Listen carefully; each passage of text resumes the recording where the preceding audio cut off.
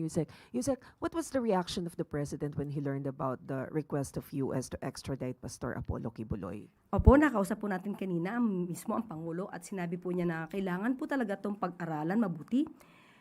Pero in a couple of weeks ay magbibigay po sila ng anunsyo kung ano ang magiging desisyon para dito.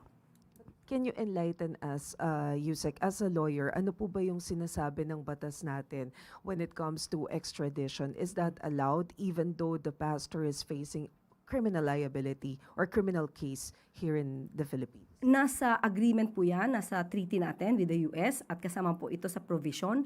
Kaya meron tayong dalawang options. Either manatili dito si Pastor Kibuloy habang dinidinig ang kaso dito sa Pilipinas. Pero pwede na temporarily ma-hold, ma-suspend ang kaso dito at magkaroon ng extradition at maipadala si Pastor Kibuloy sa US. Sunod na tanong mula kay Jervis Manahan, ABS-CBN. Hello po, Yusek.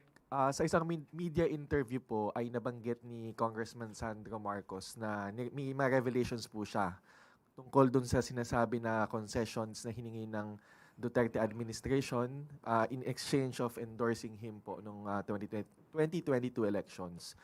May further details po ba tayo dito kung ano po yung sino po yung mga nasa likod at ano pa po ibang mga hiningi? Actually, tinanong ko rin mismo si Pangulo kanina. At ang sabi lamang sa akin ay he has raised his kids well and his son, Kong Sandro, will not lie. Yun lang po ang binigay na mensahe ng Pangulo. Meron po kasing nabanggit si Congressman Sandro na may 3 tao daw po na humarap. At isa daw po doon ay nakaupo po sa gobyerno ngayon. Nabanggit po kayo ng Pangulo kung sino po sila? Kahit siguro mabanggit, since ang sinabi naman po ni Congressman Sandro Marcos ay hindi na po niya babanggitin ang mga identity nito, igagalang po natin na manatiling kung ano na lang po yung sinabi ni Congressman Sandro. Sige po. Okay, sunod na tanong mula kay Lester Aller, PRTV. Magandang tanghali po, Yusek. So yung question ko po is related pa rin po dun sa media interview ni Congressman Sandro Marcos. So sinabi niya rin po dun sa media interview na he kind of saw this coming po yung pagkakawatak ng unity, not just because of one person but because po doon sa sinasabi niya po na power struggle o yung labanan para sa kapangyarihan doon po sa likod ng unity team. Ano po yung comment po ng Palace po o ni Pangulo po doon?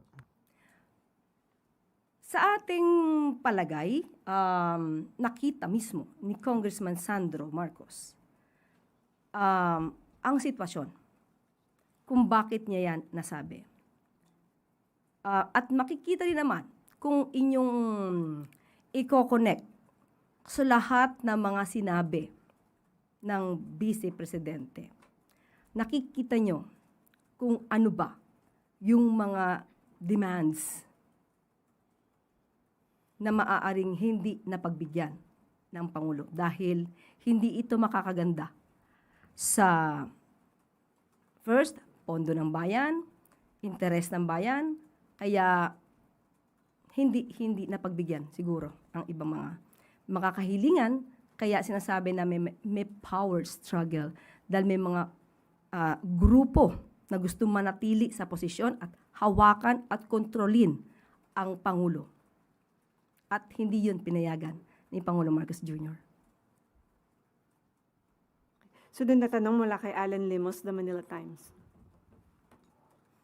Good afternoon po, Yusek. Now, in an interview last week po, Vice President Sara Duterte said that without the list of the pro-China officials nga po, even President Marcos could be implicated din as a suspect nga po, saying kahit ang presidente natin kasali sa suspect doon kasi walang pangalan, walang listahan ng pangalan. Your reaction po? Ako natawa. Di ko alam kung natatawa kayo. For me, nakakatawa kasi yung kanyang mga sinasabi. Unang-una, nakita po natin kung paano ipaglaban ng Pangulo ang interes ng bansang Pilipinas at interes ng ating mga kababayan. marami na ang humanga at ipinakita na sang-ayon sila kung ano ang stance ng Pangulo patungkol sa ating soberanya.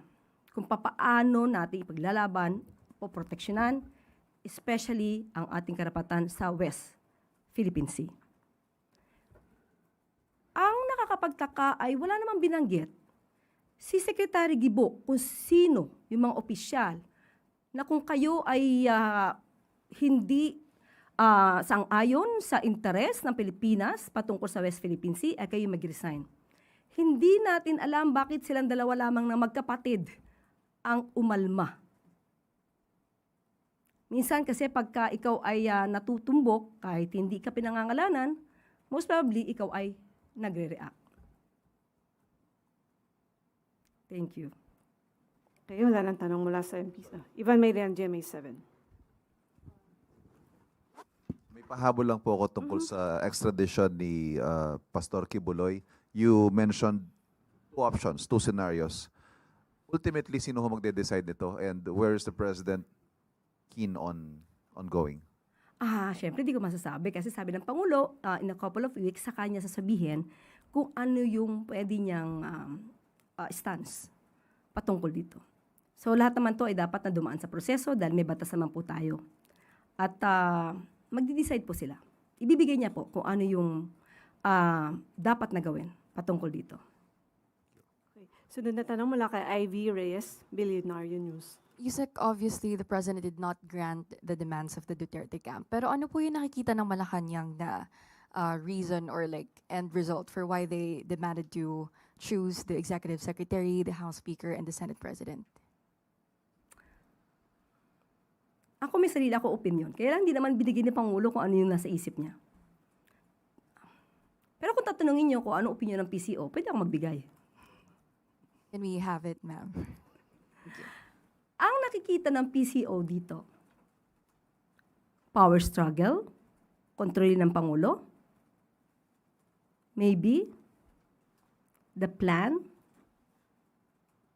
to remove the President, like what happened before. That's the opinion of PCO, not the President's. Okay, wala nang tanong mula sa MPC. Balik na sa iyo, si Claire. Okay, thank you, salamat.